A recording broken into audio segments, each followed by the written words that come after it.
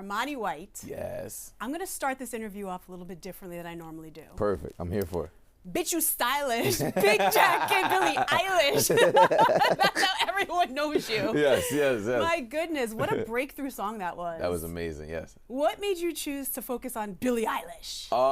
Honestly, it was the wardrobe. I thought the wardrobe was cool. I thought I wear big t-shirts too. It's that was what the metaphor was. I was sitting on the toilet one day and I made the idea up and I was like, all right, bet, let's just run with it. And how'd you feel when the song blew up so quickly? I was in the gym when it happened and I didn't really process what was happening until I made it home and my phone wouldn't stop ringing. So yeah, it's been, ever since then, it's just been kind of like a sprint. Yeah. Man, so how did it feel when you saw it on TikTok? Because that's actually where I heard it first. On TikTok, blowing up like crazy. Yeah. What were your thoughts? I guess what happens now? I was at the time, when it first started blowing up, I was getting evicted out of my apartment. Ooh. Yeah. So it was a lot of real life stuff happening, but then at the same time it was like, yo, but I think I'm about to be famous though. So I don't know. For me it was all right, let's just ignore everything going on in the real world and just be a star real quick. Yeah. But let's talk about the fact that Billie Eilish actually heard about it. Yeah. Reached out to you. Take us through what happened. So Billie, my friendship started with Billie with her clearing the song. So we couldn't get the song out until she gave approval on the record. So she did it in the most Billie Eilish way possible, which was just reposting it to her story. And I was like, all right, I bet that was the green light we needed. That's the cosign. Yeah, that was the green light we needed. So after that, the song came out, and then we both was playing a festival in Canada at the time, Oshiega, and we had talked about playing Uno backstage.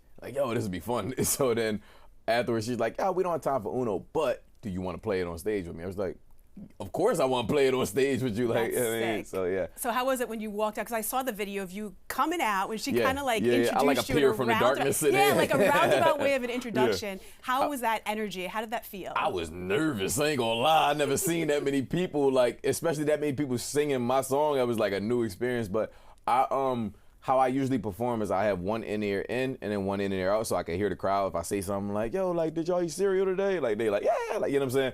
So I was all right, I'm gonna have one in-ear out so I could hear them. By the time I ran out, I heard no music. It was just screaming, crying, it's almost that muffle, right? Yeah, and I was just so the first little bit of the performance is me trying to go all right, hold on, give me 1 second, guys, let me get back into this. I gotta hear my music? Yeah, exactly. I'm am I off beat? Am I on beat? Yeah. Damn, so okay, we gotta talk about your style because you are stylish. Thank you. Can you just walk me through this outfit? Because it's the first thing I noticed when you walked in. I'm like, damn.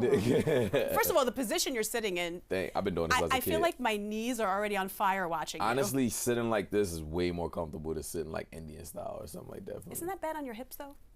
I don't need my hips anyway. We in the gym for different reasons. Okay. This is a jacket I got from Korea. This brand called Outer Era. I seen this on.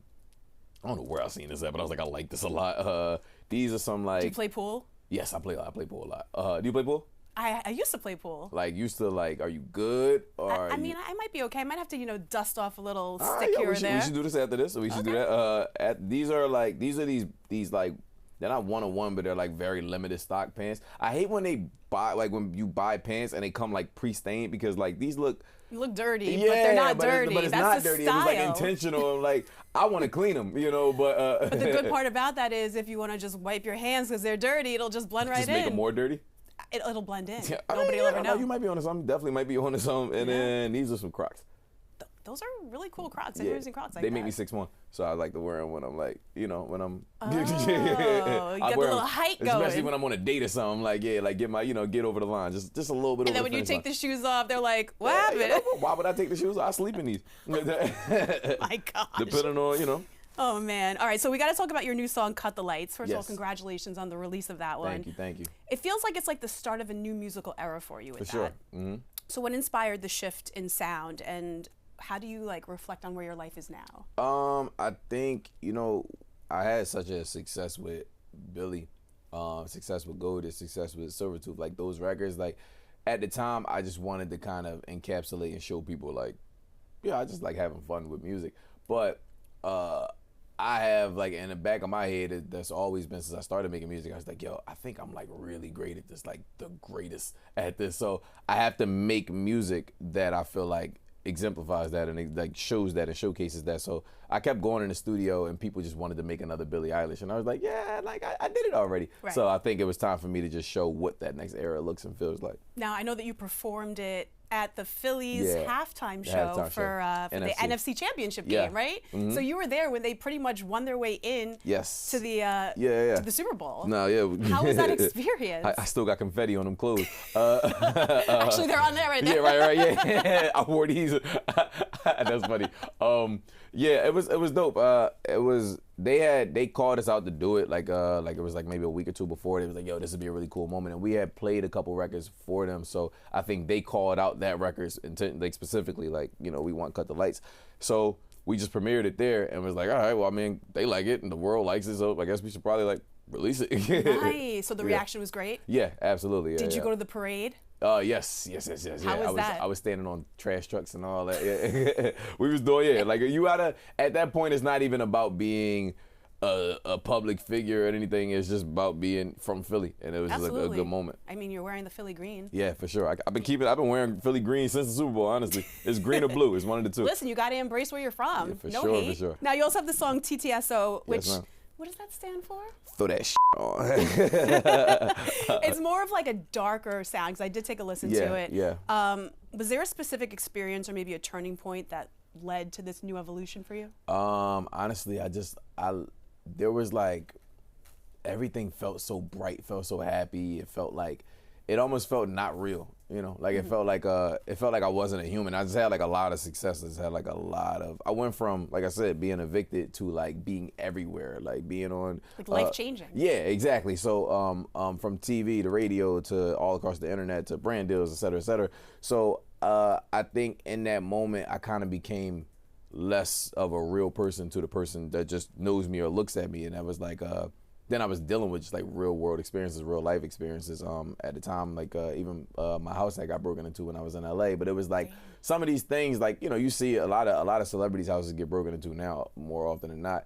But you don't even consider the fact that like that's a human who has to go through that. You just like, oh, you got money, like you'll be all right. I mean, between that, then the fires in LA, it's exactly like what real people have to go through. Right. So I think in those moments, I started to make music that was a little less like, yo, but we're having fun today, guys, right? Like, and it was more so like, let me just make things that the energy feels a lot more like what I'm dealing with. Deeper, darker, yeah, kind of what you're going through. Right, exactly, yeah. Oh my goodness. It still was fun though. It's not like, I'm not like in this really dark. You're not emo. Yeah, no. It's not cut. It's not cut my life into pieces yet. But it's like I was just dealing with like a lot more, you know, just like a lot more real world things, and I wanted the music to, even if the music is, the messaging is not there all the way saying that, it's like the feeling is still that. You know. Now I know that you mentioned the jacket was from Korea. Yes. And I know that you did do a K-pop song. Yes. With Heyoon. I love Korea. Okay, so tell me about this. How did this whole collaboration get together? I met Heyoon and we did a festival in Korea in August. And Heyoon, we both on the same label. So we did a meetup, and she bought me I want to say it was a Goten, or no, it was, I don't know. It's a Dragon Ball Z character. Okay. She bought me. It's like when Vegeta and Goku fuse, it makes Gogeta. I think it was a Gogeta. She bought me a Gogeta. It's like a little Gogeta figure or whatever that's in my house. And she bought me a manga, and I was like, oh, we're friends now. So afterwards, like we just, you know, we kept in touch. We started just like, you know, talking regularly, and she had a record that she liked, and I was like, yeah, like you know, why not? So yeah. Has this opened you up to like a whole new market now? Because I mean, the K-pop like family, they are tight and they are huge. So I think Goated opened me up to just Korea in general. When we did Goated, a lot of the K-pop idols and just like the bands, they did the challenge. They was doing a little arm shoulder challenge. And then from there, like I met my first friend in Korea was this it's an idol named Somi.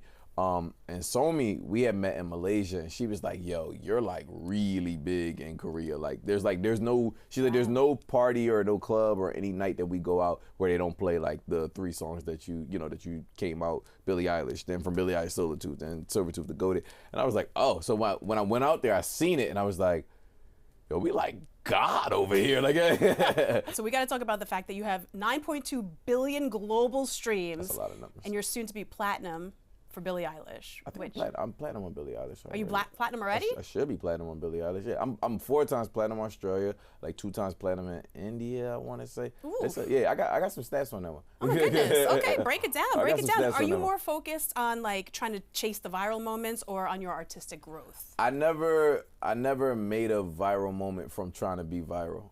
You just accidentally fell into that. Yeah, I mean, you just live, you have fun, you be yourself, and then like, you know, if people gravitate towards it, you know, then you go viral, I guess. But like for me, it's just like, how can I live a life that's worth living and that somebody else would see and be like, damn, that's cool. You know what I mean? Mm-hmm. So yeah. Now performances, you've been on some really big stages, Jingle Ball, Made in America, Dick Clark's New Year's Rockin' Eve right here at Times Square. What's been your most unforgettable performance so far? The Billie one was crazy. The Billie one. That one's the one that stands out the most. Yeah, Billie one was insane, honestly. But also, we played a show. We played a show in Korea. We played a show in Korea that was really cool. And then when I played a show in Malaysia, and that was my first time being able to use the pyro button. Oh. So like the entire show, we just kept on putting flames on everything. Crazy. Flames, fireworks, flames, fireworks, flames, fireworks. You were excited. Yeah. my tour manager Rob, he had the button, so he was just in the back pressing it on literally every song, every drop. That was like, that was one of my favorite shows. So somewhere between one of those, like Billie Eilish, the Billie Eilish moment is like literally unforgettable. That's like internet history. Being able to just keep pressing the pyro button, and then, I'm trying to think of like what. There's like we play so many shows. Like I signed foreheads. It's like random things that I remember from different shows. Yeah. Now, who are some of your musical influences? Growing up, it was a lot of Eminem, James Brown. Eminem, James Brown, like Luda, but then like I got into a weird bag where I just did not want to make anything Kanye, but that's kind of And now you're getting away from that? No, I mean I'm just making music that feels like me now, but like growing up there was a lot of just old Kanye, not gonna lie, was pretty good. No, Kanye's amazing. Not pretty good, it was amazing. Like all that was, right. Yeah, I'm just saying. So like but there was around then there was just anything that felt like it wasn't normal. It didn't feel like it was different. Like it didn't feel like it was, the same thing. It was different. That was what I gravitated towards. All right. And I saw you hanging out at the pre-Grammy party with CeeLo Green. Yes. Probably a whole bunch of others. Yeah, he had this outfit on that was made out of windows or glasses or something like that. Yeah. And like when you hugged him, it was just so heavy. It was like, he had a whole outfit that was made out of glass? It was like mirrors. Yeah. It was a bunch of mirrors. If anybody hugged too hard, that might break. Yeah, or it might scratch you or cut you or something like that. Yeah. So did you rub elbows with anyone at that party that you would love to collab with? Trying to remember. I don't know. Like to be honest, my vision of collabing is a lot more like there's a couple that I want to collab with, like that's like my Pie in the Skies, like the Tylers, the Childish Gambinos. But a lot of times when I hear music that I think is really dope, I just be like, I want to make a song that's really cool that would make them listen to it and be like, damn, that was really cool. You know what I mean? It's not so much as saying like I want to do it with you, but I just want to impress you more or less. So. Like there's some people I want to collab with, but for the most part, anytime I do collabs and features and things like that, it just be like my friends. Now I know that you do some freestyles on social media that focus on mental health. Yes. What got you into that? Again, just like being able to be a real person. Like I think relatable.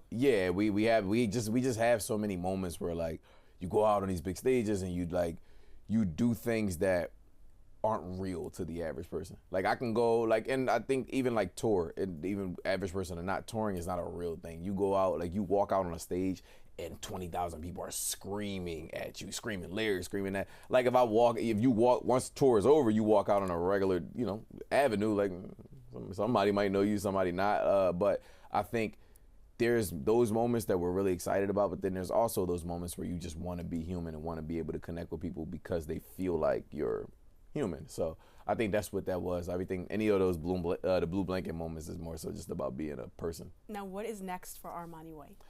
Album time. It's my first album. Yeah, tell me about it. This forgotten art called an album. People don't make albums anymore. No, they do. It's just I feel like it gets buried in things like Spotify. I get it though. Like this album took a lot out of me. Like just this. How many tracks we getting? It's like 12 or 13. But like even just like being able to conceptually tell a story.